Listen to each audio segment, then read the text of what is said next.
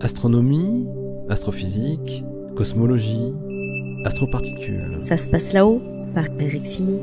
L'expérience américaine MINOS+, dédiée à l'étude de l'oscillation des neutrinos, vient de fournir ses derniers résultats.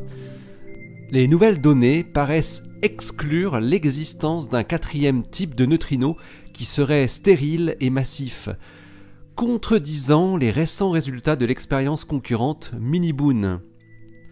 La particule candidate alternative pour la matière noire est donc un peu mal en point. MINOS+, pour Main Injector Neutrino Oscillation Search, est installé dans un laboratoire souterrain situé dans une ancienne mine à 800 mètres de profondeur à Soudan, dans le Minnesota. Le détecteur de 30 mètres de longueur est composé de plus de 400 plaques d'acier octogonales de 2,5 cm d'épaisseur chacune et de 8 mètres de hauteur, séparées par des plaques d'émulsion permettant d'enregistrer les traces de particules secondaires qui sont produites quand les neutrinos interagissent dans les plaques d'acier. Il est situé à 735 km du laboratoire national américain Fermilab, où est produit le faisceau de neutrinos muoniques à partir d'un faisceau de protons.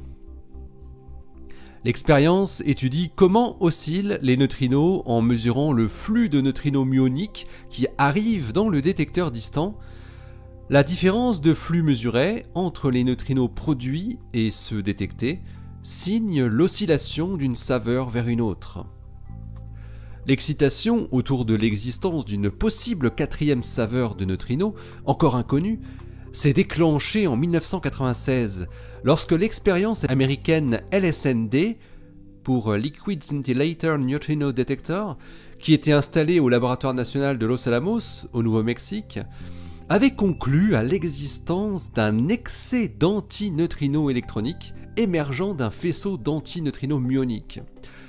Ce résultat ne pouvait s'expliquer que si les antineutrinos muoniques oscillaient vers des antineutrinos électroniques, mais en passant par une autre saveur durant leur trajet entre leur lieu de production et le détecteur. Des neutrinos ou antineutrinos qui auraient la particularité de n'avoir aucune interaction avec la matière ordinaire et d'être très massifs, ce qu'on appelle des neutrinos stériles. Puis, à partir de 2007, une autre expérience américaine, nommée Mini-Boon, Mini Booster Neutrino Experiment, placée à 541 mètres de l'accélérateur de Fermilab, commença à avoir un effet similaire. Et en 2011, une anomalie récurrente qui était observée depuis une vingtaine d'années sur la mesure des flux d'antineutrinos électroniques provenant de plusieurs réacteurs nucléaires de puissance, et que l'on a appelée l'anomalie des antineutrinos de réacteurs, a pu être expliquée théoriquement, elle aussi, par l'existence d'une quatrième saveur de neutrinos stériles. Et en novembre dernier, nous en avions parlé dans le 794e épisode de Ça se passe là-haut. La collaboration Mini-Boon annonçait de nouveaux résultats, non plus concernant les antineutrinos, mais les neutrinos, avec à nouveau un excès de neutrinos électroniques détecté à partir d'un faisceau de neutrinos muoniques, par rapport à ce qui était attendu, avec une signifiance statistique très élevée de 4,5 sigma. Aujourd'hui, MINOS+ ne confirme pas du tout les résultats de Mini-Boon, de LSND et des réacteurs nucléaires.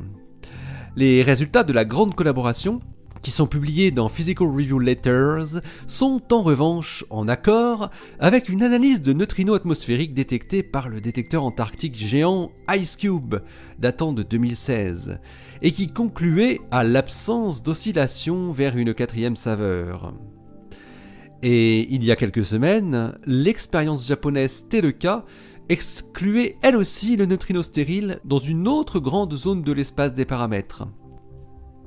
Là où Mini-Boon et LSND cherchaient à observer une oscillation de saveur du second ordre, dans laquelle un neutrino muonique se transforme en neutrino stérile qui se transforme à son tour en neutrino électronique, MINOS+ et IceCube sont, elles, sensibles à une oscillation du premier ordre, où un neutrino muonique se transforme en neutrino stérile qui disparaît alors des radars du détecteur.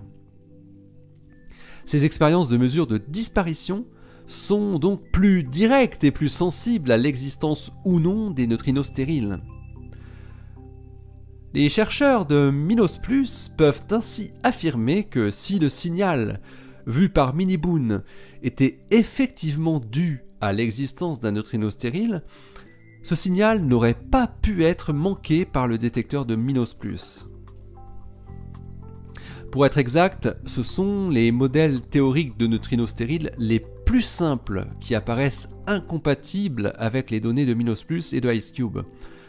Certains modèles théoriques plus complexes parviennent encore à concilier les différents résultats expérimentaux, mais au prix d'hypothèses alambiquées, comme l'existence d'une nouvelle interaction inconnue avec un nouveau boson médiateur qui viendrait s'ajouter aux neutrinos stériles.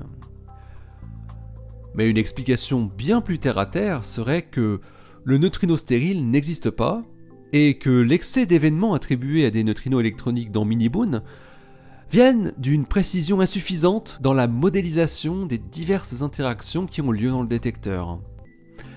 Le même type d'erreur aurait pu avoir été fait dans LSND. Quant à l'anomalie des antineutrinos de réacteurs, elle pourrait simplement être induite par une connaissance imparfaite de la production des produits de fission de l'uranium et de leur chaîne de décroissance radioactive. L'expérience Minos+ a cessé d'acquérir des données à l'été 2016, mais celles-ci, très riches, sont toujours analysées aujourd'hui. Les chercheurs de la collaboration Minos+ vont tenter maintenant d'apporter une comparaison directe avec les résultats de Mini-Boon en analysant le signal d'apparition de neutrinos électroniques qu'ils ont obtenu dans leur détecteur, donc une observation d'une oscillation de saveur du second ordre.